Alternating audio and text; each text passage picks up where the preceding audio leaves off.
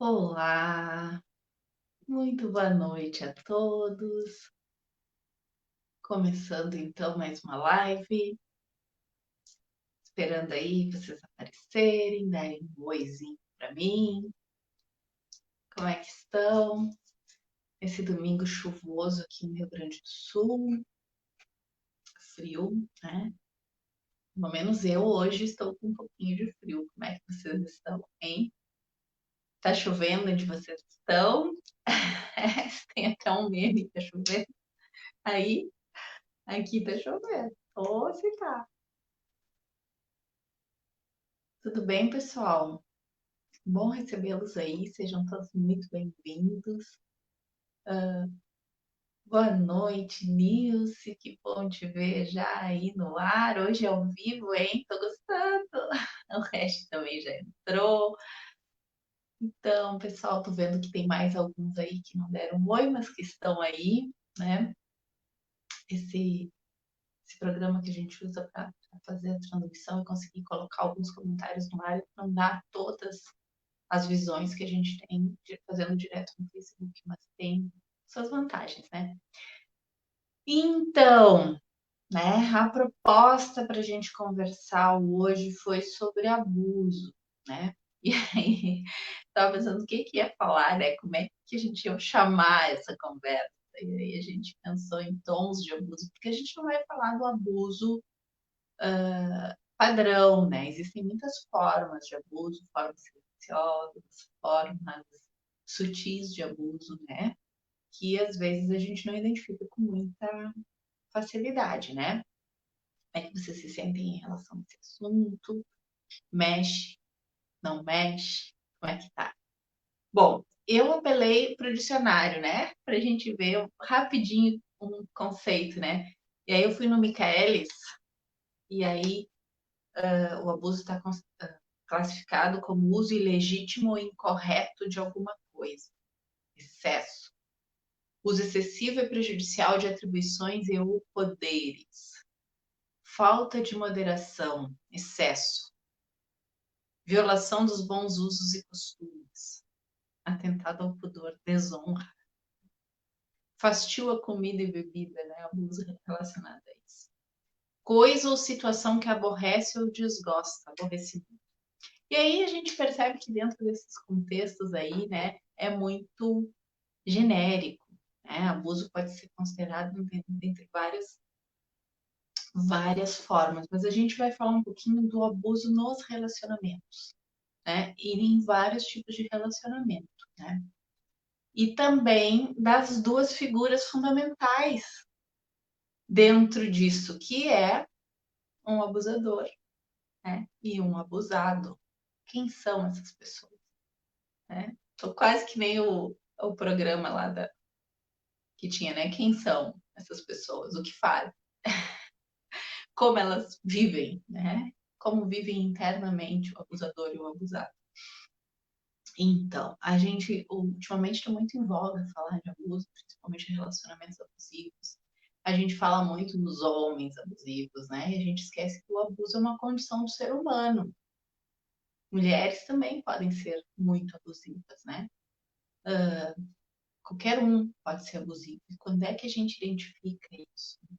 Quando é que a gente reconhece os sinais de que está se envolvendo em relações abusivas ou que está sendo abusivo, né? Que não é só o outro. E vale a pena, de repente, dar uma olhadinha depois. Acho até que na terça eu vou postar aí no Facebook de volta aquele vídeo que a gente fez sobre o triângulo dramático, que fala da vítima, do perseguidor e do salvo, que vale a pena também rever. Mas então, quem é o abusador, né? Quem é o abusado? A gente tem a figura de alguém que invade os espaços e alguém que permite a invasão, né?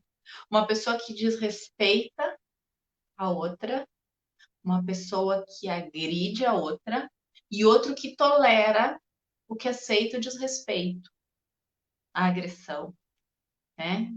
Que vai se submetendo a isso, muitas vezes até alimentando isso. Então é uma via de mão dupla, ops, né? E aí eu estava pensando, né, a respeito disso, dentro da dinâmica sistêmica por trás dessa questão do abuso, né? Mas eu estava pensando muito na dificuldade que se vê dentro do abuso no equilíbrio de trocas, né? Que é uma coisa importante para as relações. Então, a gente percebe que são padrões infantis de comportamento, tanto o abusador tem padrões infantis, o agressor, né? Quanto o abusado ou a vítima. São padrões, posturas infantis, né? Se relacionam ali duas crianças feridas, né? É o relacionamento da criança ferida, do agressor com a criança ferida do que está sendo agredido. E essa relação tende a se perpetuar se algo não é feito, né? Para que ou haja cura dessa criança, ela seja olhada, acolhida, integrada, dos dois ou de um, ao menos, né? Que alguém consiga sair dessa situação. Então, onde que a gente percebe abusos, gente? E se eu esquecer alguma coisa, vocês me coloquem aí, né? A gente percebe abuso mais padrão que se fala ultimamente, né? No relacionamento de casal, no relacionamento a dois, né? Mas existe abuso também nas relações parentais, né? Pais ou mães tóxicos, né? Como a gente diz, né? Abusivos. Existe isso. Abuso nas relações de trabalho, que aí acaba às vezes configurando um assédio moral, né? Que é crime, inclusive, né?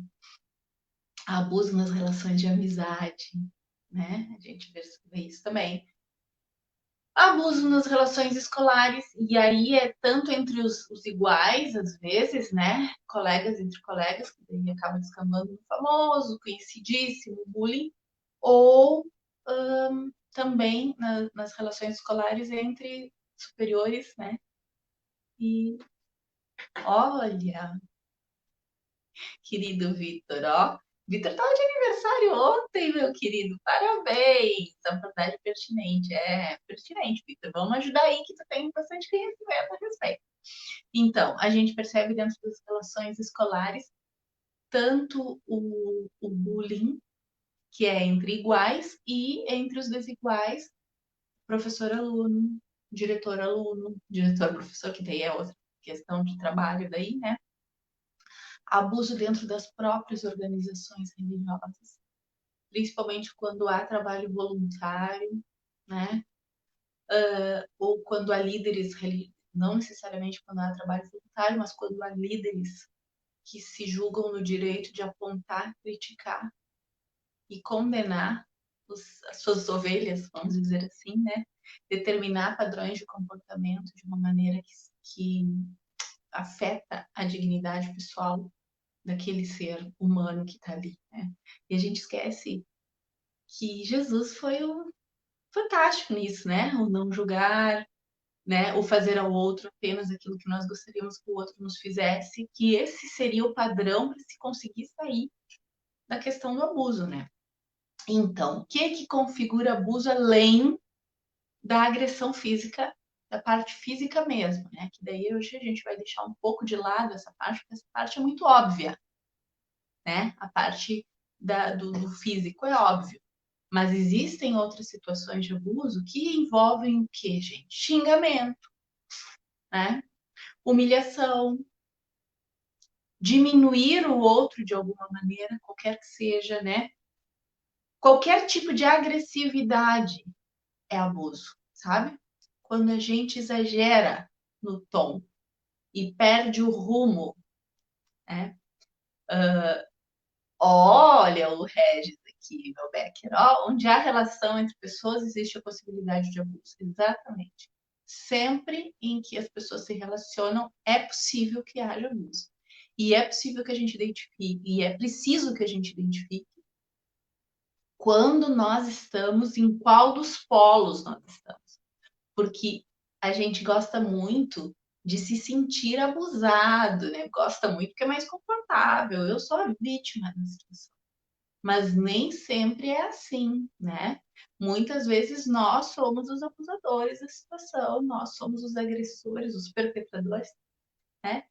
E aí, como é que fica? E muitas vezes a vítima não é tão vítima assim, porque a gente simpatiza com ela num primeiro momento e não percebe que às vezes a vítima alimentou aquela situação, né? E é muito comum quando a situação, às vezes a pessoa agredir verbalmente, psicologicamente o outro, e quando o outro, mas isso sutilmente, né? E quando o outro reage de uma maneira mais intensa, digamos assim, que é mais notada, a gente chama o outro, aquele que fez a agressão maior de abusador. Mas às vezes ele está há anos sofrendo pequenos abusos, se permitindo, se tolerando. Então, tem muita coisa dentro disso, né? Muita coisa, né? Possessividade é abuso, né? Às vezes, principalmente numa relação entre marido e mulher, né? Ou uma relação homossexual, uma relação a dois, né? Ou uma relação de amizade, né? Não permitir que o parceiro ou que o outro tenha amigos, se relacione com outras pessoas, não permitir que o outro pratique um esporte, né? Como a gente faz isso às vezes, né? O pessoal, as mulheres fazem muito isso, né? Mas não são só as mulheres, os homens também fazem. Então, assim, ó, a gente percebe que o abuso tá aí entre, né? Eu quero o outro para mim, ele é meu, minha propriedade, e ele precisa se comportar de um jeito adequado e que me satisfaça, e eu desconsidero as necessidades do outro aí, né? Ridicularizar o parceiro. E isso, às vezes, é extremamente sutil. A gente não percebe que está fazendo e a gente não percebe, às vezes, que está sofrendo com isso, né? Ameaçar, não permitir que o outro se posicione, e tem os abusos terríveis, né? Do troca essa roupa, né? Que pode descambar para outras coisas, né? Então, relações tóxicas, relações em que há presença de abuso, né? A gente percebe comportamentos, ou vamos dizer assim, repetitivos, assim, coisas que acontecem frequentemente. Discussões. Quem mais? Quem lembrar de alguma coisa, me dá um toque aí. Ó, Nara. Devemos estar atentos ao abusador e não ter medo ou vergonha de denunciar. Quanto mais calados ficamos, mais essa pessoa cresce em todos os segmentos da sociedade. Pois é, Nara. Quando a situação é de denúncia, sim. Mas a gente precisa, principalmente, além de denunciar, fortalecer a pessoa que se sente abusada, né? Ela precisa se fortalecer. Porque é muito comum a gente afastar o abusador, né? Só que a pessoa tem aquele padrão de comportamento de se submeter. E aí ela vai continuar atraindo relações em que ela seja abusada, porque a gente percebe que é um padrão. Normalmente a pessoa atrai situações assim. Então ela tem relacionamentos abusivos, vários, não é um. Então eu tiro aquela situação. Então é muito maior a questão. Por isso que é importante a gente ter esse fortalecimento pessoal, o fortalecimento da suposta vítima, né? Que às vezes também estimula. Porque essa coisa da gente separar a Simone, ó. Isso, a Simone foi certeira aqui, ó. Nessas relações há uma retroalimentação e codependência.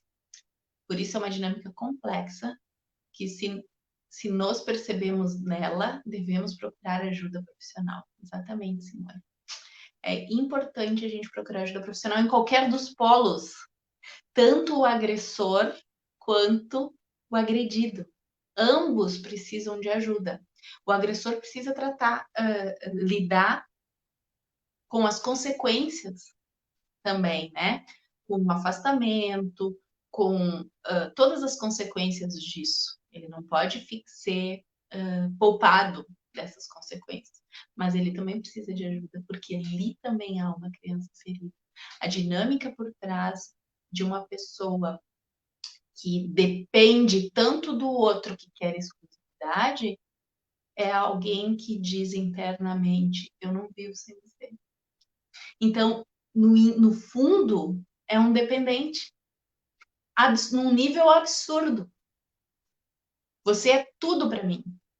Aí tem um possível agressor, porque se você é tudo para mim, eu não posso te perder, em hipótese nenhuma. Então eu vou fazer qualquer coisa para que você permaneça comigo, inclusive te agredir. Então, há dinâmicas que atuam por trás disso. E a vítima também, né? Ela tem outras dinâmicas. Então, a gente percebe, né, discussões, críticas, desprezo, desclassificação ou insultos para manter essa dependência. Ameaças, e às vezes são ameaças de abandono, de acabar com a relação, manipulação, chantagem emocional, vitimismo, superproteção. Olha as mães superprotetoras. Às vezes nós estamos num processo de abuso emocional em relação ao filho, né? O desejar para mim, o proteger de todas as coisas, às vezes pode significar algo ali, ciúmes, inveja. Então, é uma coisa muito, muito maior e mais complexa do que a gente percebe. Estar e permanecer num relacionamento abusivo, e às vezes até sair daquele relacionamento abusivo e encontrar outro relacionamento abusivo, ele reflete que alguma coisa muito importante dentro da gente precisa ser preenchida, né? Nutrida. Algo em relação a estima e valor pessoal. E muitas vezes isso, né, Roberto, percebeu que está relacionado lá às questões da infância, tomar pai e mãe do jeito que foi, do jeito que aconteceu, e se nutrir, se preencher disso, e crescer. E eu agora me cuido, me amo, me protejo, e me protejo de forma que eu não permita agressividades, que eu não permita abusos, ou que eu não seja causadora, né? Então, a gente percebe que pessoas que foram abusadas, elas tendem a repetir compulsivamente esses padrões de abuso por lealdade familiar, porque aprenderam dessa forma, que é assim que se ganha amor. São coisas muito maiores, né, do que parece. Então, é necessário fechar essas feridas infantis, né, nutrir o nosso coração desses amores primários, né, fundamentais que a gente tem, olhar para essas repetições de padrões que acontecem dentro dos sistemas familiares, para essas lealdades invisíveis aí, para onde que está o nosso amor, que é um amor adoecido. É um amor que não leva para o mais, não leva para a vida, né? E conseguir colocar dentro de nós o alto amor como um compromisso comigo, eu me cuidar, eu me proteger e eu ser a responsável pela minha vida, pela minha história, né? É preciso colocar limites, mas para saber colocar limites, né, a pessoa precisa todo um trabalho, né, de profundo de autoconhecimento, de autoamor, que às vezes a pessoa não tem e precisa de ajuda profissional, sim, bem como a Simone lembrou, né, para que, porque a gente percebe que nessas dinâmicas aí tá super desequilibrada a troca, né? Nas dinâmicas em que as relações entre iguais têm abuso, normalmente alguém está dando muito mais do que o outro. Alguém está querendo receber muito mais do que o outro. E quando relações entre desiguais, tipo pai com filho, mãe com filho, normalmente aquilo ali também tem uma inversão de ordem. O pai ou a mãe não está se posicionando como filho, ele está esperando que aquele filho venha preencher um vazio que ele tem, e aquele filho é a razão da sua existência e não há mais nada no mundo, então eu não posso perdê-lo de forma nenhuma e eu faço qualquer negócio, qualquer chantagem para que mantê-lo aqui junto de mim. Não importam as necessidades dele, né? Importam as minhas necessidades nutridas. Nesse tipo de relação, quando é com pai e mãe, é complexo sair disso, porque a criança ela está presa a essa situação. Mas quando nós crescemos, nós podemos olhar para esse pai e para essa mãe que foram abusivos porque tinham enredamentos sistêmicos, né? Porque tinham dores que eles não conseguiram superar, não conseguiram, não foi possível. Então, quando a gente olha para isso e reconhece, sim, meu pai, minha mãe foram abusivos. Mesmo assim, eles me deram a vida. Muito obrigada pela vida que chegou. Foi desse jeito tá certo para mim. Com isso, eu pego as ferramentas para mim e olho para frente e vou em frente. Agora sou eu que me cuido, agora eu não preciso mais. E eu deixo com eles as dores deles. Eu não vou lá tentar mudá-los, né? Porque esse é a grande questão da pessoa que não consegue ir para a vida. Ela quer, quando ela tem um pai ou uma mãe abusivos, ela quer mudar o pai ou a mãe, ela quer curar o pai ou a mãe, oferecer para eles aquilo que eles precisam e vai se submetendo, e vai ficando, e vai perdendo a sua vida, né? Então, o negócio é distância saudável, sim. Proteger-se, porque agora eu cuido da criança. Eles entregaram para mim essa criança e eu vou cuidar. Eu, meu adulto, cuido da minha criança. E segue feliz na vida, fazendo o melhor que eu posso com aquilo que eles me ofereceram. Era assim que era. Agora, quando é numa relação entre iguais, para fazer, eu preciso me fortalecer e olhar para o outro como um parceiro igual a mim. Não preciso dele. Eu estou com ele. E se ele me machucar, eu posso e devo me retirar. Isso é eu ser dona de mim. E se eu machucá-lo, eu posso e devo compreender que ele tem o direito de sair fora. Ele não precisa, não pode aceitar isso. E às vezes, quando a pessoa consegue colocar o limite, o outro para. Porque a criança pedindo limite é impressionante, né? Então, dar demais aquilo que a gente não tem, eu faço tudo pelo outro. Tá mal. Não tem troca equilibrada, é sacrifício aí. E uma hora essa conta vai chegar. Os abusos a que eu estou me permitindo, né? Eles vão pesar, né? Se eu dou alguma coisa, eu tenho que dar com alegria e não com sobrecarga. Então, eu só posso dar, né? Aquilo que eu posso dar de verdade, não o demais, né? E só receber aquilo que me faz bem. Por que eu tenho que receber pior? Então, aí nisso eu não aceito as chantagens. É teu, está contigo. Eu não aceito a crítica destrutiva, é tu que pensa assim. Mas eu preciso também aprender a ouvir, né? Anara, amor e respeito é a essência de um bom relacionamento. É muito complexo numa sociedade doente, que muitas vezes não tem um par dos órgãos competentes para dar um atendimento para o abusado e abusador.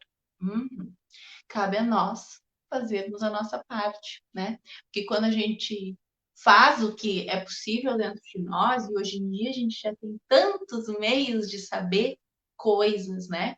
De fazer esse processo de autocura, de nos enxergar como adulto, né? De que ninguém tem que estar satisfazendo os nossos desejos, as nossas vontades, sabe? Tem gente que acha ainda que o outro tem que me atender em tudo.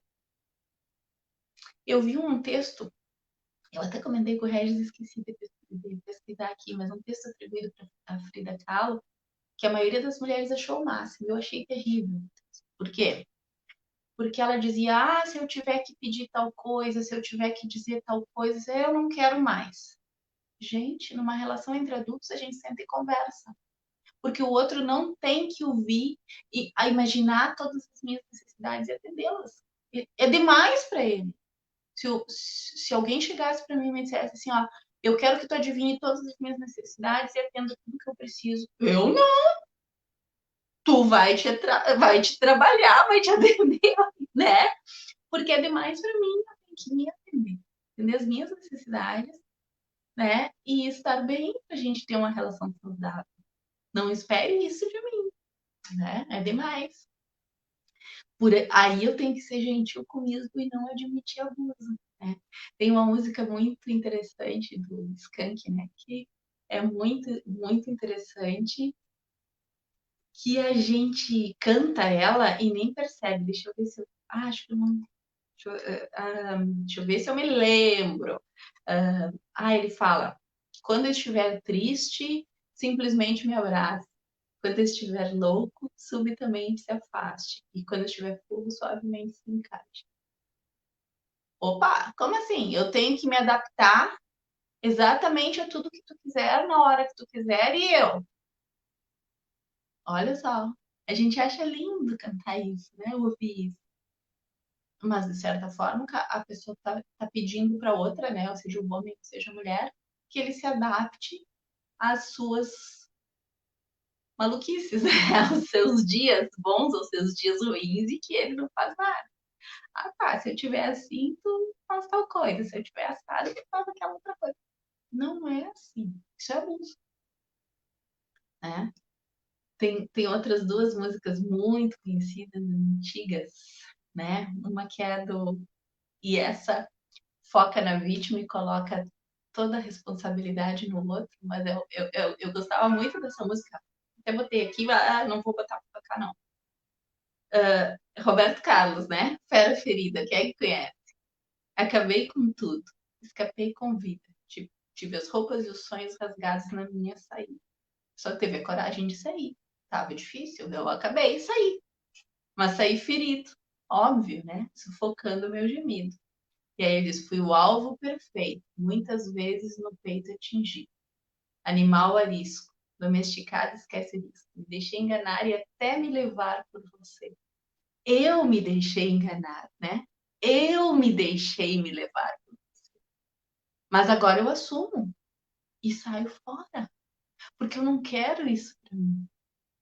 Olha, esse é o poder, o empoderamento da vítima. Né? Claro que ele não está, de repente, assumindo a parte dele, né? Tem um outro momento que ele fala, né? Deixa eu ver se eu acho aqui. Teve um momento que ele fala. Acho que eu não tô achando, não vou achar. Eu sei que flores existiram, mas que não resistiram a vendavais constantes. Acho tão bonito essa expressão, né? Porque entre as relações, elas começam bem, né? As pessoas se gostam e daqui a pouco, né? Porque não se trabalham, porque não sabem se relacionar, porque não se tratam, não é possível continuar. E é necessário ter a coragem de saber quando eu preciso me retirar. Às vezes não é possível continuar mesmo. No mesmo sentido, né? Na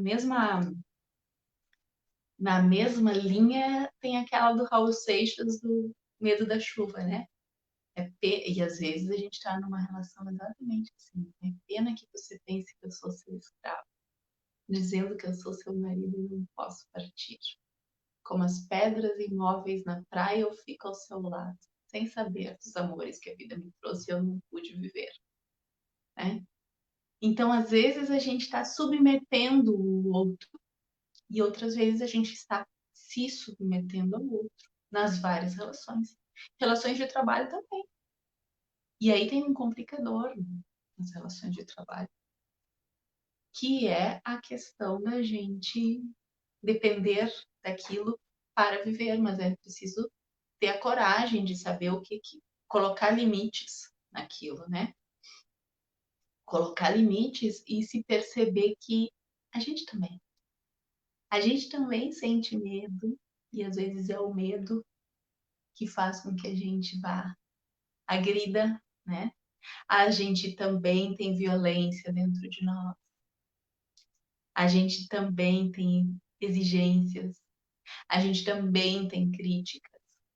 E aí conseguir enxergar isso é muito libertador, porque daí eu me irmano ali, eu saio dessa posição de julgador do outro e acusador, assumo uma parte disso para mim, a parte que me cabe, né? Olha só o que o Regis colocou. Uma vez em uma constelação, uma pessoa acusada falou uma frase de muita força para aquele caso específico. Ela disse para o representante do abusador: por respeito ao meu pai, eu não vou mais permitir que você me desrespeite. O pai é o limite. Tomar o pai é importante para que a gente consiga se posicionar na vida, né? E quantos de nós temos críticas em relação ao nosso pai? Quantos de nós temos saber dizer não? Quem sabe dizer não tomou seu pai. Forte isso, né? Mas o pai é o outro, é o diferente da relação, né? Porque a gente tem uma relação tão íntima com a mãe. A mãe é o igual. Então, quando eu consigo ter tomado o pai, eu consigo me posicionar e dizer não. E eu consigo sair de situações difíceis assim, né? E aí eu posso me amar, me agradecer, né? Me olhar com carinho e perceber que eu mereço muito, mesmo que eu também tenha errado. Eu mereço cuidar dessa criança interna que pede, que clama por amor e conseguir compreender que o amor agora sou eu que dou. E aí, na hora de ter as trocas com os outros, vão ser trocas mais saudáveis, mais gentis, mais amorosas, mais fortalecedoras, né? Abuso, gente, é muito complexo de falar e tem muita coisa a ser dita, né, a respeito disso. Mas a gente vai ficar nessas coisas, né? E eu gostaria de, já que nós estamos na Semana Farroupilha, né? Que hoje é iniciando a Semana Farroupilha aqui no Sul, hoje, meio-dia, a gente estava ouvindo música gaúcha aqui em casa, né? E aí tocou uma música muito linda que fala sobre prisão, liberdade, essa prisão, a relação que nas relações abusivas que a gente tem, né? Que tá nos querendo mostrar alguma coisa. O que ela quer nos mostrar, né? E aí eu achei tão lindo, achei que vale a pena a gente ouvir, não a música agora, né? Depois eu vou deixar a música aí nos comentários, mas prestar atenção na poesia que tem. Os Cardeais é autoria de Elton Saldanha, intérprete é o César Passarinho. E ele fala assim, ó: não chora, menina, não chora porque foram-se os cardeais. Se cantavam na prisão, campo afora cantam mais. Tanta gente anda vagando sem saber onde pousar. Mas as aves, nós somos aves. Só voando é que podem se encontrar. Você ainda não sabe o que cabe nessa paz. Quando a gente abre as asas, nunca mais, nunca mais. Era tão triste, menina. Não tinha cena este cais. Na despedida eram dois. Depois serão mais. A gaiola abriu as asas, porque até a prisão se trai. E o campo se fez casa para o canto dos cardeais. Você ainda não sabe o que cabe nessa paz. Quando a gente abre as asas, nunca mais, nunca mais. Desejo que cada um de nós consiga abrir as asas e perceber que os padrões antigos a gente respeita, mas nunca mais, nunca mais. Porque quando a gente abre as asas, você não sabe o que cabe nessa paz. Até mais, gente. Beijão.